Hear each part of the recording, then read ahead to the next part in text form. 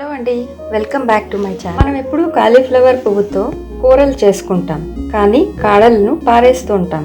ఈరోజు అవే కాడలతో ఎంతో రుచికరమైన, ఆరోగ్యకరమైన మరియు కమ్మటి కూరను ఎలా చేసుకోవాలో చూద్దాం. ముందుగా లేతగా ఉన్న కాడలను తీసుకుని శుభ్రం చేసి కొంచెం పొడుగు ముక్కల్లాగా చేసుకుని పక్కన పెట్టుకోవాలి.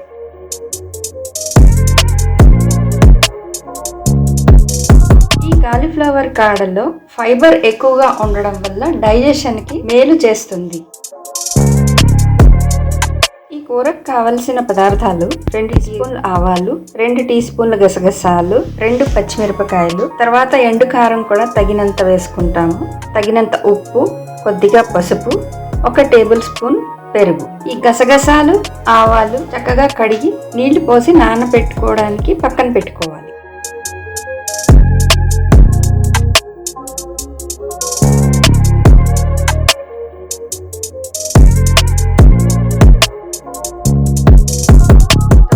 పాన్ పెట్టి నూనె వేసుకుని ఈ తరిగిన ముక్కల్ని వేసుకుని 3 నిమిషాలు స్టర్ ఫ్రై చేసుకోవాలి. ముక్కలు కొద్దిగా వేగాక నీళ్లు పోసుకుని ఉడికించుకోవాలి. ముక్కలు ఉడుకుతున్న సమయంలో నానబెట్టిన ఆవాలు, గసగసాలు, పెరుగు వేసి పేస్ట్ చేసుకుని పక్కన పెట్టుకోవాలి.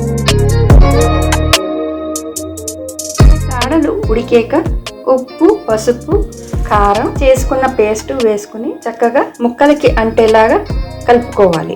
కలుపుకుని 3 నుంచి 4 నిమిషాల దాకా ఉడికించుకోవాలి. ఇలా చేస్తే కూరంతా ఉడికి చక్కగా ముక్కలకి ఆ పేస్ట్ అంతా పట్టి చాలా రుచికరంగా ఉంటుంది. చూసేందుకు సింపుల్ గా ఉన్న ఈ కాలీఫ్లవర్ కాడల కూర రుచి మాత్రం అద్భుతంగా ఉంటుంది.